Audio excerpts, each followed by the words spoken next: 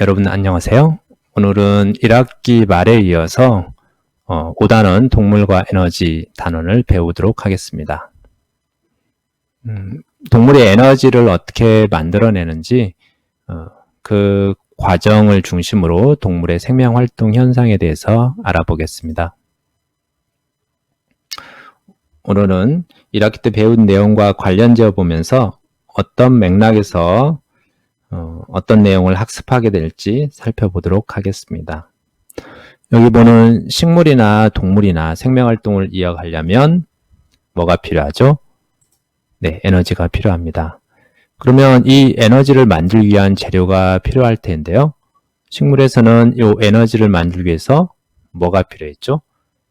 양분이 필요했고, 이 양분을 만들기 위해서 바로 광합성을 했던 것입니다. 자, 그러면 이제 동물에서는 요 에너지를 만들기 위한, 호흡을 통해 에너지를 만들기 위한 그 재료가 역시 양분일 텐데요. 다른 표현으로 영양소라는 표현을 씁니다. 같은 건데 주로 쓰는 표현이 다를 뿐입니다. 그러면 우리 영양소, 이 양분은 어떻게 얻죠? 우리는 광합성을 못 하잖아요.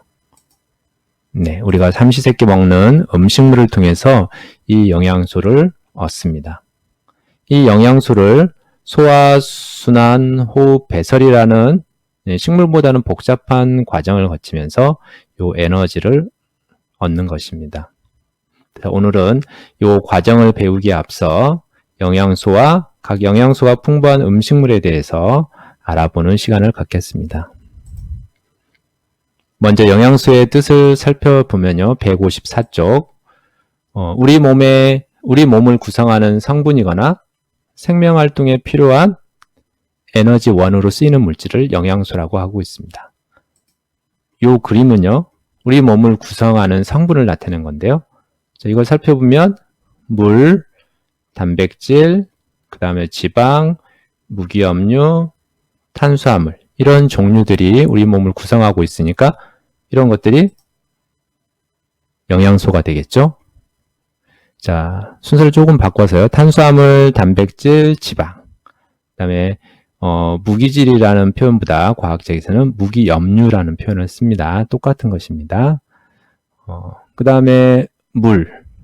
자, 물 외에 여기 바이타민 같은 경우 우리가 일상에서 비타민이라고 표현하는 건데요. 자, 과학책에서는 바이타민이라고 합니다. 이 바이타민은 우리 몸을 구성하는 성분이 아닌데도 영양소의 한 자리를 차지하고 있습니다. 그 이유는 영양소의 뜻에는 몸의 기능을 조절하는 물질이라는 뜻도 있기 때문입니다. 자, 이 중에 탄수화물, 단백질, 지방이 중요한데요. 왜 중요한지, 그 다음에 영양소들이 어떤 기능을 담당하는지 좀 더 자세히 살펴보겠습니다. 교과서 155페이지. 탄수화물, 단백질, 지방. 여기 뜻이 나오는데요. 자, 요 세 가지의 공통점은 뭘까요? 보이나요? 네. 탄수화물, 단백질, 지방은 공통적으로 우리 몸에서 에너지를 만들 때 쓰이는 영양소입니다. 탄수화물이 가장 주된 에너지원으로 쓰이고요. 그리고 탄수화물 같은 경우는 주된 에너지원이기 때문에 남는 경우는 저장을 하는데요. 그냥 저장하는 게 아니라 지방으로 바꿔서 저장하고 있습니다. 그래서 여기 보면 우리가 밥이나 빵 종류가 탄수화물인데요. 많이 섭취함에도 불구하고 우리 몸에는 1%밖에 남아있지 않은 이유는 바로 주된 에너지원으로 쓰이고 남더라도 지방으로 저장하기 때문입니다. 자, 단백질은 물 다음으로 우리 몸을 구성하고 있는 주된 성분이고요. 지방도 그 다음으로 몸을 구성하는 성분입니다. 그래서요, 탄수화물, 단백질, 지방은 주요한 영양소이고요. 자, 다음 무기염류. 물은 우리 몸을 구성하고 몸의 기능을 조절하거나 물질을 운반하는 역할을 합니다. 그리고 바이타민은 몸의 구성 성분은 아니지만 몸의 기능을 조절하는 물질로서 역할을 합니다. 자, 다음은 이 각 영양소들이 어떤 음식물에 대표적으로 풍부하게 있는지 살펴보겠습니다. 먼저 자, 3대 영양소 탄수화물, 단백질, 지방 어떤 음식에 많이 있는지 살펴볼까요? 자, 탄수화물은 밥이나 빵 종류에 많습니다. 여기 나오는 밥, 빵, 그 다음에 여기 국수, 파스타면도 포함 되고요. 그 다음에 고구마, 감자. 자, 이런 탄수화물은 사실 그 구조에 따라서 다양한 영양소 세분하면 몇 가지 영양소로 더 나눌 수도 있습니다. 구조가 가장 간단한 포도당부터 포도당 종류가 2개 결합한 설탕이나 엿당이나 우유에만 있는 젖당 이런 것들도 있고요. 그 다음에 구조가 가장 복잡한 녹말 이런 것들을 다 합해서 탄수화물이라는 영양소라고 통칭하게 됩니다. 자, 그러면 이제 고기 종류. 자, 단백질은 고기 종류인데요. 이런 소고기, 돼지고기, 닭고기 같은 살코기, 생선, 그 다음에 콩, 그 다음에 콩으로 만든 두부, 그 다음에 달걀. 달걀에 특히 흰자 있죠? 예. 그 다음에 지방에는 여기 버터, 식용유나 참기름, 그 다음에 깨 종류, 그 다음에 땅콩 이런 데 풍부하게 들어 있습니다. 자, 이런 요 3가지들이 우리 몸에서 에너지원으로 주로 쓰이는 물질입니다. 자, 그 다음에 무기염류. 자, 무기질이라고도 부르고요. 또 외래어로는 미네랄이라고도 합니다. 이런 것들은 우리 나트륨, 철, 칼슘, 마그네슘처럼 생명체가 만들지 못하는 성분들을 무기염류라고 하는데요. 이것들은 어디에 있냐면 버섯이나 멸치, 칼슘 섭취할 때 많이 섭취하라고 그러죠. 우유와 더불어서. 자, 그래서 멸치, 다시마 이런 종류들에 많이 들어 있습니다. 자, 그 다음에 비타민은 이런 과일들이나 그 다음에 피망, 그 다음에 가지, 호박, 당근, 양파 같은 이런 채소에 많이 들어 있습니다. 그 다음에 우리 몸의 66%나 차지하면서 정도로 중요한 물도 중요한 영양소의 하나입니다. 자, 그러면 이런 음식물 속에 어떤 영양소가 들어있는지, 특히 3대 영양소인 탄수화물, 단백질, 지방이 있는 걸 검출할 수 있는, 색깔 변화해서 검출할 수 있는 방법이 있는데요. 그 4가지에 대해서 알아보겠습니다. 먼저 녹말 같은 경우는요, 우리가 1학기 때도 배웠지만 아이오딘이나 칼륨 용액을 떨어뜨리면 녹말을 만났을 경우 이 용액은 이런 색깔, 청남색을 띱니다.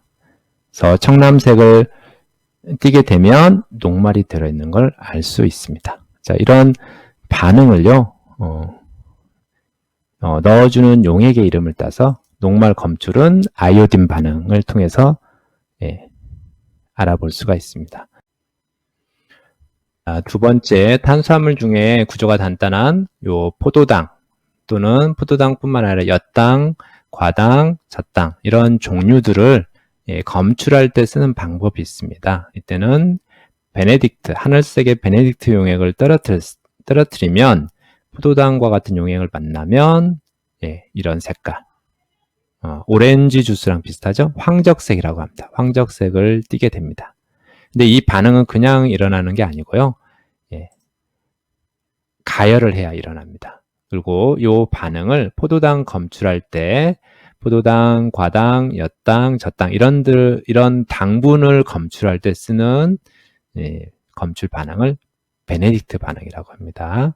가열해야 된다는 거 잊지 마시고 또는 80도에서 90도씨 물에 넣어둬야 됩니다. 그래야 반응이 일어납니다.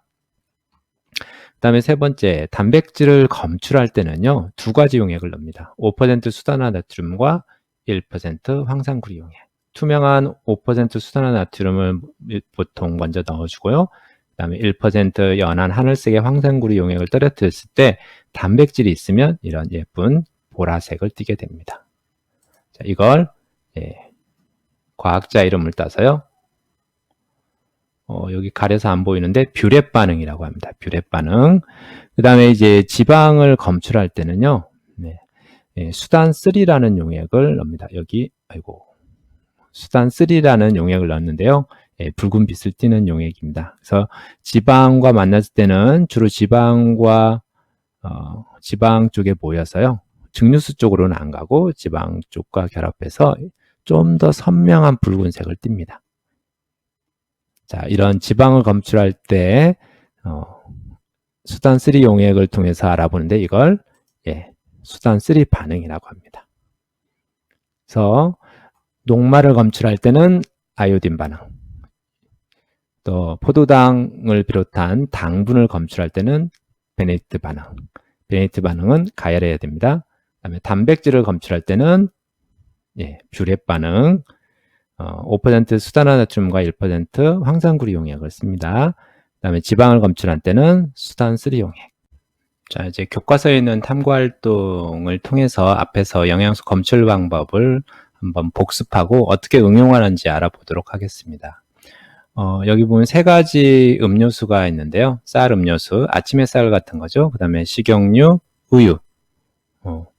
여기에 어떠한 영양소, 그러니까 우리가 앞에서 배운 녹말, 포도당을 비롯한 포도당, 과당, 젖당, 엿당과 같은 당분, 녹말이나 당분이나 다 탄수화물 종류인데요.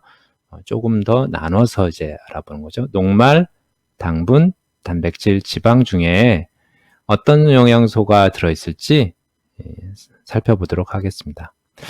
먼저 여러분, 쌀 음료수에는 뭐가 들어있을 것 같아요? 쌀 들어갔으니까 녹말은 있을 것 같고, 마셨을 때 단맛이 났었으니까 당분도 있을 것 같죠? 네. 그럼 한번 살펴보도록 합시다. 실험 방법을 보면요. 네 가지 영양소 검출 방법이니까 일단 선택한 음료수를 4개의 시험관, 이렇게 4개의 시험관, A, B, C, D 시험관에 나누어 담고요. 그 다음에 A에는 아이오딘과 칼륨 용액, 아이오딘 반응을 알아보는 거죠. 이건 뭐가 있는지 알아보는 반응이죠. 네, 그렇죠. 녹말이 있는지 없는지 알아보는 거고. 자, B 시험관에는 베네딕트 용액을 떨어뜨린대요. 그리고 베네딕트 반응에서 중요한 게 뭐였죠? 네, 가열하거나 아니면 80에서 90도 되는 물에 담가둬야 된다고 했죠? 한 5분 정도 담가두라고 하네요. 그리고 색깔 변화가 빨리 일어나려면 유리막대로 저어주는 게 좋습니다. B는 이제 당분이 있는지 알아보는 베네딕트 반응. C는 두 가지 용액이네요. 5% 수나트륨과 1% 황산구리 용액. 이거는 뷰렛 반응으로 단백질이 있는지 없는지 알아본 거고, D는 수단3 용액. 자, 수단3 반응은 지방이 있는지 없는지 알아보는 거죠. 다시 이야기하지만 두 번째 베네딕트 반응은 가열을 했을 때 색깔 변화가 일어납니다. 그리고 또는 80에서 90도 되는 이런 뜨거운 물 안에 담가놨을 때 5분 정도 담가놨을 때 색깔 변화가 일어나게 됩니다. 자, 그럼 요 실험 과정을 영상으로 먼저 살펴보겠습니다.